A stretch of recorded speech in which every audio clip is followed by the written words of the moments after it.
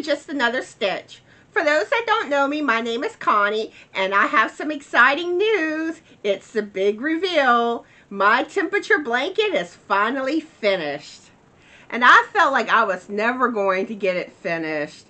I was doing so good keeping up with doing one row a day, and about the last quarter of the year, I just wasn't keeping up with it like I should, so I had to play a lot of catch up to get it done. But it's finished, and I'm going to include some pictures of the full blanket so that y'all can see what it looks like in its entirety, and you'll get to see Frank.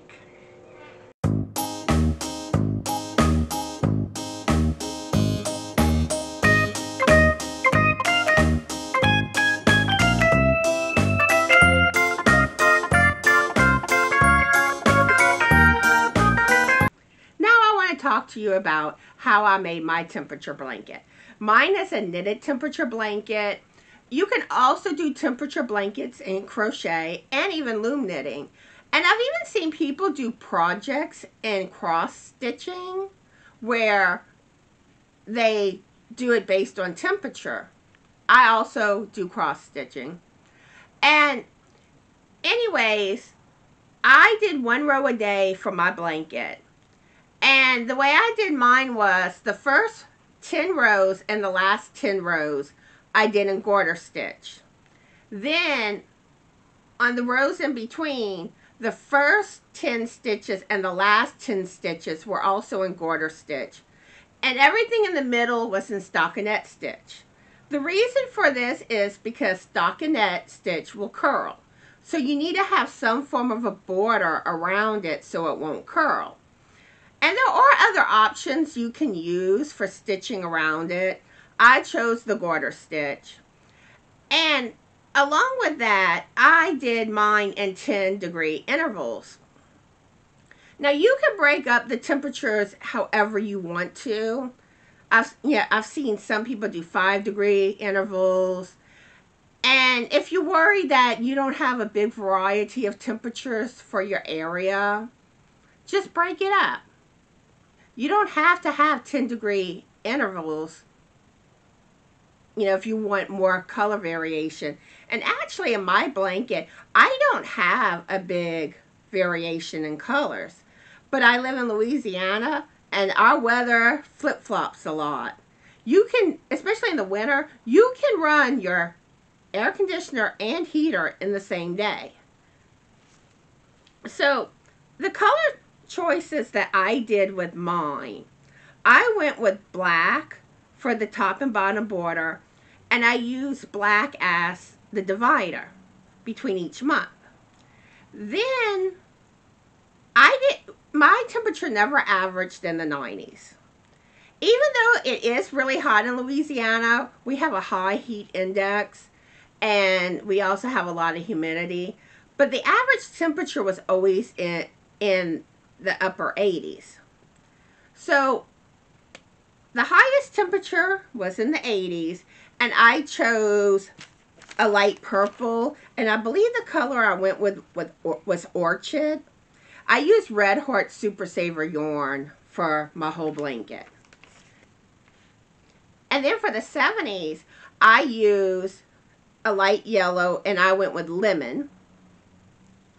And for the 60s, I used light blue. For the 50s, I used Dusty Gray. For the 40s, I used Minty Green. And for the 30s, I only had one day of the year that averaged in the 30s. And I used white for that row. My one single row. The temperatures don't get really cold in Louisiana. And even though it doesn't get really cold, we have a wet cold where it will chill you to the bone, and it still feels cold even though we don't have the low temperatures, because up north it's more of a dry cold. So I'm going to try to show you some sections of my blanket. See?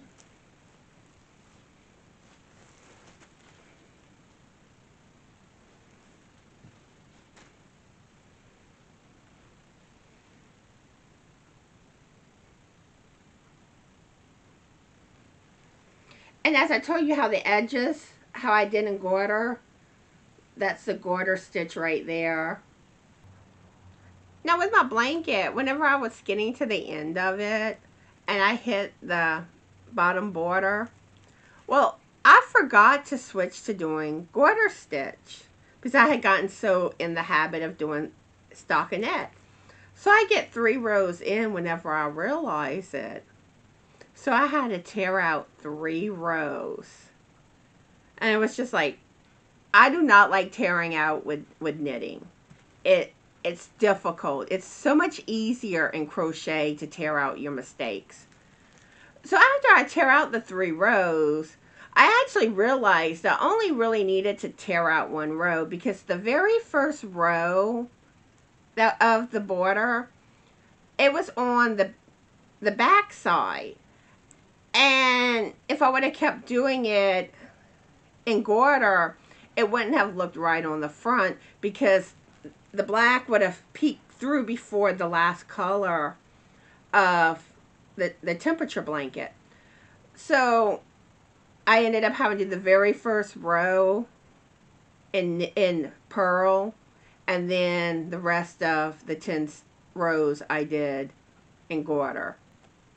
Now I want to show you my plans for my 2021 temperature blanket, which I'm going to do mine in crochet this year. And I want to do the granny stitch rows. And since with granny stitch, it's going to be too big if I do the daily average temperature, I'm doing the average weekly temperature, which I'm kind of a little hesitant with because I really prefer doing the daily average.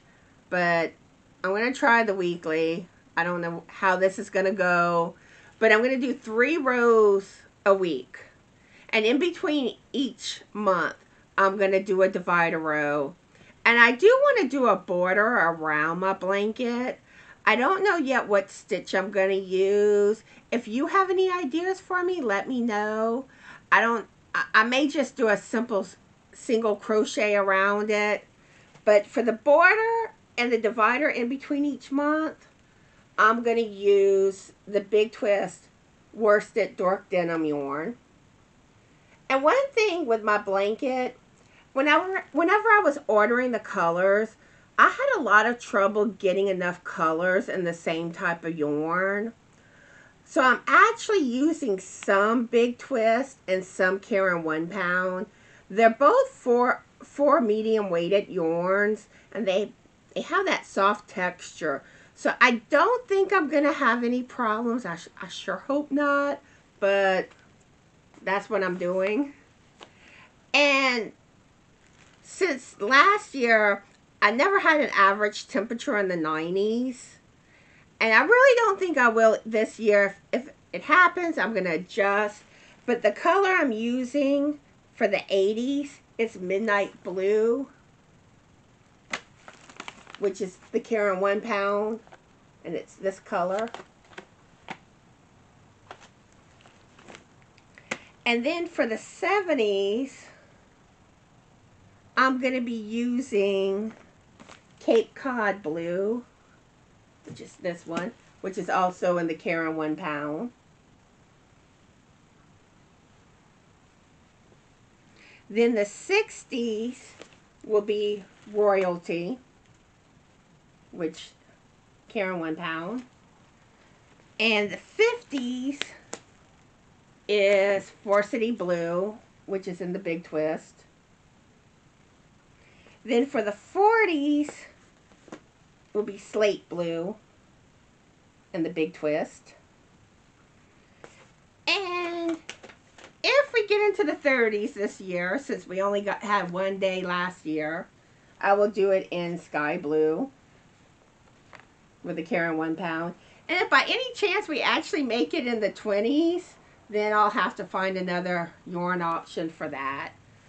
And I want to show you the start of my temperature blanket for this year. I haven't gotten very far. I'm almost finished with the first row.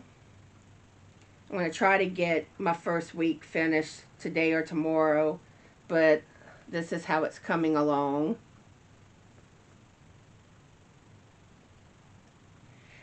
I didn't mention about my temperature blanket, that I did a king size blanket.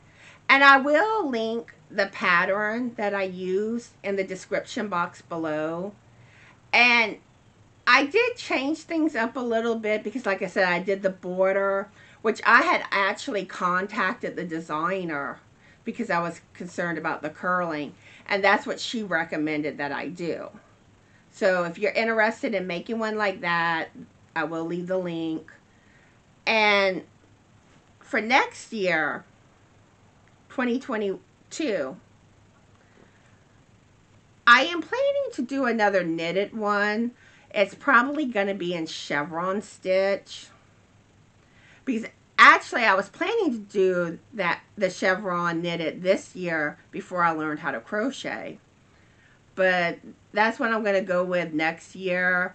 I haven't decided quite yet on the colors, because I'm either going to go with all shades of pink, or all shades of purple, or all shades of green. But regardless, those are my future color plans for my temperature blankets. So whichever ones I don't do this year, I'm going to do it in the next few years, because I really like the shades of the same color in a blanket. I think it's so pretty. So I hope y'all enjoyed seeing my temperature blanket. And I hope you decide to make a temperature blanket. They're really fun to make. And if you've made one, let me see yours. Or if you're working on one this year, let me know what your plans are on how you're going to do yours. What stitch you're going to be using, if it's knitted, crochet, whatever. I'd really love to know.